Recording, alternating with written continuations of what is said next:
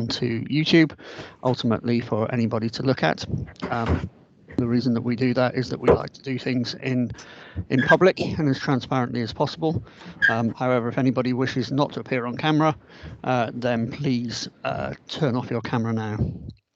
Okay, so I'm going to kick off today, a couple of minutes from me, and then over to a number of our partners and people working on the project at the moment. So firstly, I'd like to talk about what we're actually doing and why we're doing it.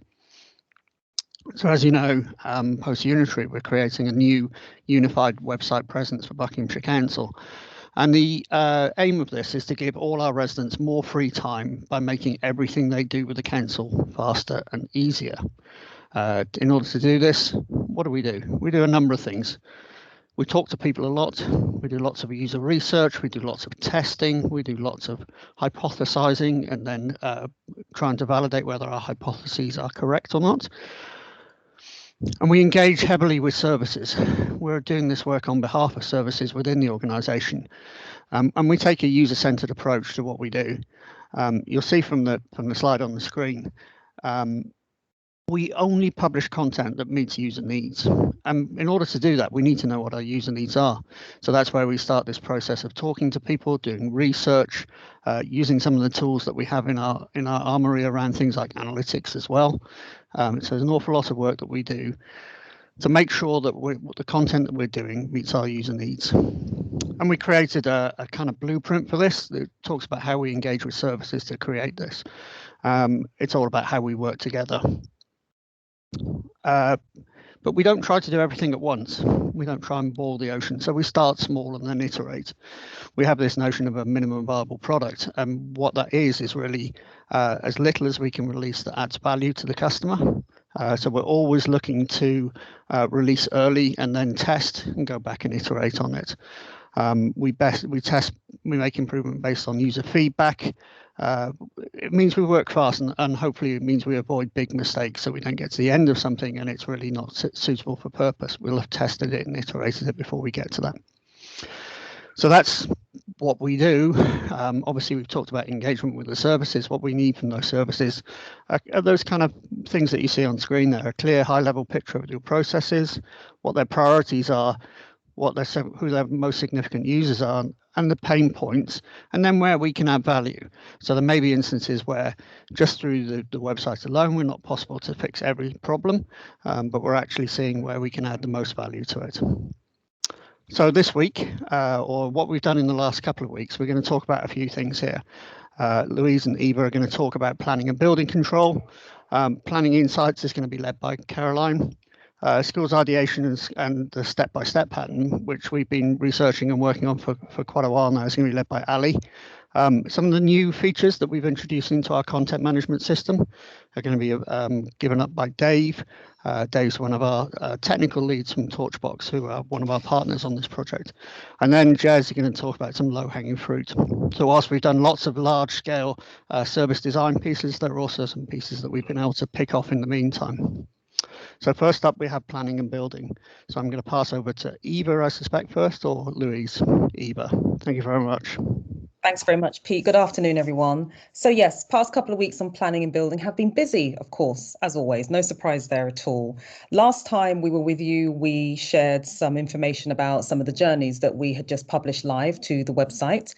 And they were view a planning application and apply for planning permission and several other pages, related pages of guidance and information about fees as well. So those pages are performing very, very well. And so we're very happy with those, and we were able to get them into optimum shape with all of the support and collaboration from the various subject matter experts from within the different services within planning and building.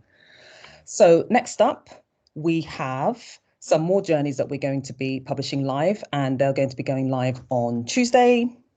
Let's have a look. Next slide, please. Brilliant. So we're looking at the Having a Say content plan.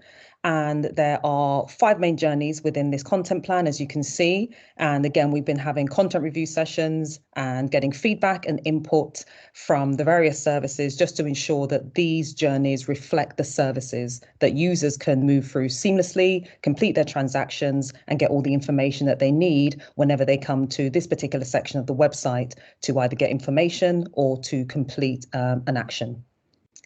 So, and then next, after we publish these journeys for the Having a Say content plan, we'll be looking at the building and improving your property content plan. Slightly more journeys. We've already worked on a lot of these. Some of them are near completion, and we are having content review sessions this week and a final one on Monday as well to refine these. So as you can see, a variety of different journeys in here regarding conservation. We created a brand new journey specifically for finding out what you need to do if you have a listed building and you want to do work on it. And that came about as a result of a discussion about the conservation area journey that we had created, and it felt that listed buildings warranted its own journey. So we were able to create one of those in conjunction with the service team leads as well to ensure that we could come up with a seamless, useful, relevant journey for our users for whom this is going to be applicable. We're also looking at working on trees. That involves things such as tree protection orders, working on hedgerows, all the information that you need to do if your tree is protected, and even if it's not. Building regulations approval, checking what you can and cannot do on your property, all the type of things that users need to find out about when they want to build and improve their property. So that's what's going to be coming up in the next couple of weeks. And I imagine next time we'll see you, we'll be able to give you a bit more information about how they are performing and what's going to be coming up next. And I'll pass on, I believe, to Caroline to get some more insights on planning and building. Thank you very much, Eva. So I'm going to be talking about the planning and building user testing and sharing some of the insights that we've had from recent user testing. So over to the next slide, please, Pete. Okay, so we wanted to make sure that our journeys are user-friendly and they are meeting user needs. So that was the main kind of purpose of doing these rounds of tests. So just a bit of information about these tests. We had 6 participants, 3 of which were familiar with planning and building and 3 who were unfamiliar.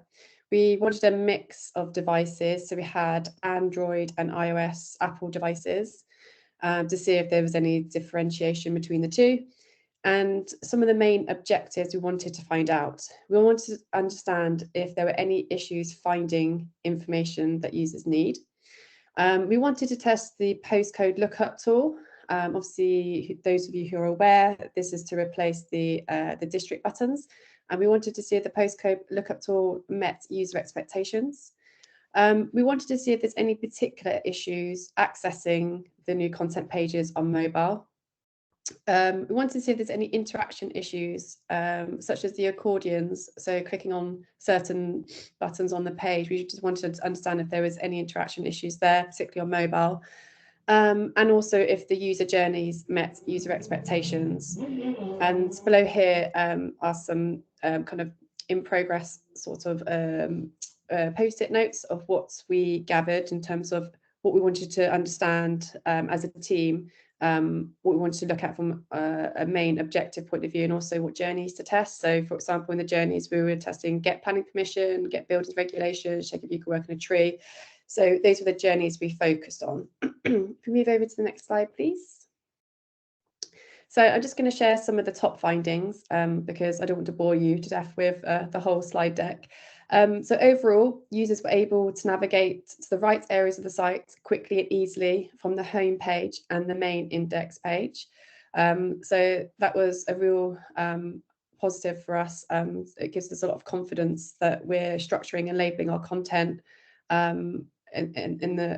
rightly. There were a few iterations with the labels and the positioning of content. So those have been now applied to the new designs. There was no issues with accessing the content on mobile devices. So that relates to the new pages that I'm referring to. All users were able to find the relevant building control information under the building or improving your property. So that was really good news. But users needed more information on both the buildings regulation and planning permission. to help them understand if they needed either of them. So a bit more explanation is needed to explain if they need either of those services. Making the planning for the applications more accessible. So some users struggle to find the fees and the charges for planning applications. So there's just a few kind of minor tweaks made to make that more accessible. More explanation was needed around getting buildings approval and the differences between applying by building notice and applying by full plans. So obviously those sorts of terms are internal kind of jargon and jargon within the planning and building service area. So just a bit more explanation was needed to help those who are unfamiliar. And also looking at better managing user expectations with the postcode lookup tool. So when users entered their address, they expected kind of personalized information. So for example, if they put in a postcode to see if there was what TPOs there were in their area, they expected a page that listed all the TPOs in that area. So it's just making a few tweaks to that design to make sure that we can better manage expectations from users. But overall, as you can see, things tested really well. Users were able to find the information they needed quickly. It was just a few tweaks here and there. So we're a bit more confident that we're presenting the pages and the journeys, not only from a stakeholder and service perspective, but from a user perspective too. So yeah, that's all the insights so far. Thank you. I think it's over to Ali now for schools. Great, thank you. Yeah, I'm going to give you a bit of update on what we've been doing in the school stream of work. So next slide, please. So as you all know, we've been thinking about schools kind of more holistically, bringing together all of the different service areas and kind of approaching it, thinking about being a parent and how you'd want to interact with the site and finding everything all in one place. So we've been doing this through kind of speaking with users and also running workshops with the service areas. And during the last 2 weeks, we have been bringing together all of that insight and running an ideation workshop to think about new ways we can support our users through these journeys. We then ran kind of like a prioritization of those ideas, and then we've been putting together a deck around the recommendations. And we've also been working on this new kind of like step-by-step pattern and putting it together in this kind of schools format, which has been exciting. So the next thing that we'll be working on in the next sprint, we'll be looking at the content plan. So how we can bring all the work that's been done already into kind of this step-by-step. But I'm just going to go over some of these things in a bit more detail. So next slide, please. So the ideation workshop. So what we were doing here was we were bringing together the insights from speaking with users. So we created some behavioural personas, which we went over to in a show and tell last time. And we were thinking about some of the challenges that the service areas faced, and we kind of reframed them as opportunities. And then we came together as kind of all of people working on this kind of school stream of work, and we kind of go, how can we solve some of these problems? And we had quite a lot to cover. We didn't quite fit it all in one workshop, but we got a lot out of it. We then kind of went back through and prioritized these again. So the next slide, please. So we then been thinking of it in terms of, okay, some of these came out as kind of quick wins. So they were like content changes that maybe we could improve on the site. But then also thinking about bigger pieces of work that might not be related to the content. So thinking about the kind of taking a step back and thinking about the service as a service and not just as the content on the site. So we're thinking about what maybe we can changes we can make now. And then also things that we could do next and in the future. Next slide, please. So the final thing we've been working on this sprint is looking at this step-by-step pattern. We've kind of created this first draft and it pulls everything together. So you're no longer going to be going off to a different section of the site to find information on, say, transport, but everything is going to be here. We're also prompting parents to think about transport earlier on in the journey. So they're not going to be thinking about it after they've applied, but it's kind of before you're thinking about your school options and your preferences. So having all of the information in there. We're still kind of iterating on this, and the next thing we'll be doing is sending it out to all of the different service areas to get their feedback and input on as well. So we're excited for that. But that's me, so I think I'm passing over to Dave. Yeah, thank you. And Pete, if it's okay, I can pick over on sharing from my browser, so I can do a bit of a... I'll stop sharing my screen and you can do some live demos. Does that come up? Yep. Cool, brilliant. Thanks for that. So a good segue into the next piece of functionality that we've been working on for the content management system. So while the team have been working on some content that's actually going to use this template, we've moved forward with building kind of a first iteration of it that we'll continue to work on. But so today I'm going to show you the editor view in the back end, and also what the user sees on the front end when they're coming to look at that page type. So we'll go across to the link. So this is now the staging Wagtail site. You'll see here, this is a kind of a first pass of that step-by-step content type. So we've got the kind of the sequential content with steps that have content within them. I'm actually going to start though showing you what editors can do in the back end. We've tried to keep it really simple. So essentially, for each of these step-by-step processes, an editor can give the title, they can give the introduction, and then they can build up their sequence of steps. So I'll show you what it's like to add one at the end, just to demonstrate how that works. So each step itself will have a title. So I can say something else to do, and then you can then provide the information that relates to that step. So whether it's a paragraph, whether it's an external link to it, because it may well be that we need to link out to one of the legacy sites, or indeed it could be an internal link to one of our Wagtail pages. And you can add different ones of these and kind of reorder them as well. So I could give a paragraph intro to the step, and I can give it an internal link to a page on the Wagtail site. So I'll just pick one for now as the jobs home one. And now if I'll publish that one, so then we can see how that's now reflected in the front end. My new step will have appeared at the end. See here, so something else to do has come in, and we can expand that and see the content that I've put in. So each of those is managed as that piece of content. And when you, in this first version, once you kind of link off to a page, this is another page with some placeholder content in. The route back to that step-by-step index page is simply going to be using related content. So it kind of can bring you back to that parent. It may well be in future that we look at making that link a little bit more intelligently, so that pages can kind of tell if they are a child of a step-by-step process. But that's how this first version works. So the next pieces of work we'll need to do on this include, obviously, taking in some of the front end changes that will come out. I think Lawrence has done a review and we've got some tweaks to make. We'll want to allow a bit more flexibility in the back end around what editors can actually add within each one of those steps.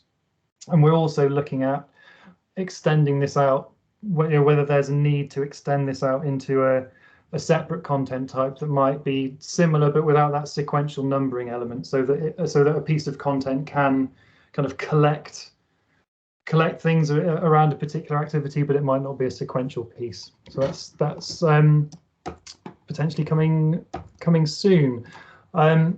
The next piece of CMS functionality that I wanted to touch on, and this is something else that we've just heard about the mobile testing on this, is the postcode lookup work. So this is all about getting people directly to relevant content based on their postcode, where possible, avoiding the current functionality on the live site where the user kind of chooses their local area from the kind of the names of the districts. So on the staging site, this is where we're currently kind of reviewing and testing and making sure that it's good to go. think in the last demo, Nick talked about the work that we've done to integrate with the gazetteer, the improvements that we got from that kind of data. Now we do have the functionality here. I mean, in the back end, it's the same as before. So for each of these pages where there is a set of location-specific content, it's simply managed by the editor specifying, you know, the destination they want a user to go to based on whether the postcode kind of matches the Aylesbury Vale district or Chiltern or so on. To the user in the front end, we obviously want to try and obscure that. So I'll just paste in the County Hall postcode. So when a postcode matches directly with a district and the user clicks to find further information, they will go straight off to whichever is the relevant destination point as specified by the editor. We have functionality in place where if a postcode kind of falls across borders, so this one should be an example, then we return to the user that, you know, this postcode is on a border. Can you please confirm which postcode, which your actual address is? And that's the point at which we can match the person to the destination place. So here you can see this person has gone off to the Chiltern area.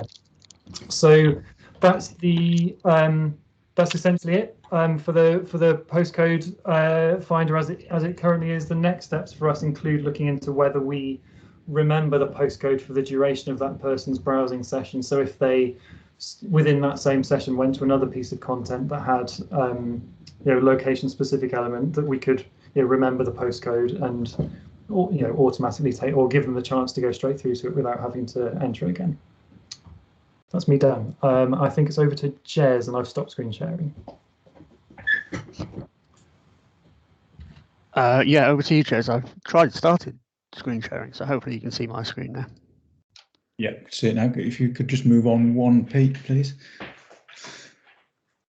Great, thanks. So just, I think I touched on this a couple of show and tells ago, but for those of you that have been coming to the last few show and tells, you know that we've put a lot of effort into some of the really big gnarly services. We're doing a lot of work on planning and building control. We've been doing a lot of work on schools and school transport, awful lot of user research, a lot of testing, etc. Quite rightly, and the end result of that is going to be fabulous. But there are also a lot of other areas where we don't need to go into that depth. So we're also starting work from the other end of the telescope and starting to move some of the content that is a bit more straightforward. So this list here is a list of sections that we're working on alongside those big pieces. There's a mixture there of some of them are just 1 or 2 pages, some of them are small services, some of them, like waste and recycling, are reasonably large sections in their own right, but these are the kind of other areas that we're starting to move across now. So the criteria really for these quick wins, as we're trying to use them, are partly around the size of the content, how many pages are there, partly around the complexity. Is it just on the county site? Is it across the district sites? Are they saying much the same thing? Some of the complexities around things like integrations with back office systems and forms. So some of the services that perhaps aren't so tightly integrated into the back office are a bit easier to move. And also how engaged the service team is, because one of the critical things with move things across is getting sign off. But when we've perhaps rewritten them in our corporate style, we need to make sure that they're still technically correct and meet the current requirements. So we can move faster when we've got services that are able and willing to work with us to get quick. Get things moved quickly. So these are some of the areas that we're working on over the next few weeks. So we'll start to see these things coming across, and we'll be adding more of these small sections, as well as continuing work on the bigger ones. So it's just really, I think, to show you that we're not just focused solely on planning and schools. There's other work going on as well. So I think with that, back to you, Pete. Great. Thanks very much, everybody. Some really interesting stuff there. I think whenever we see planning, we talk about the kind of amount of stuff that we're closing down on planning. There's a huge amount of content which sits on our old district and county, but mostly district sites around planning. Obviously, duplicated content and things like that. When we get to the end of it, we'll close down about 750 pages, and it's quite a coup and a win to get those closed down. But also some really great stuff on the kind of user research and why that's been so important to us over the last 2 years, really. And some great stuff coming on in terms of the technical development of the CMS. So we obviously have a content management system, which is Wagtail. And its setup features are pretty much set in stone, apart from when we decide to change something. We don't do it that often because it's quite a complicated thing and requires lots of development and things like that. But we've seen some really good, strong work from Torchbox over the last few months to get that postcode checker and also that step-by-step pattern in place as quickly as we can. Okay, so I think that's it from us today. If anybody has any questions, please do either put them in the chat or shout them out.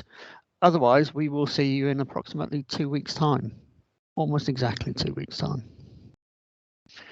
But if that's everything, then thank you very much for coming, and we'll see you all soon.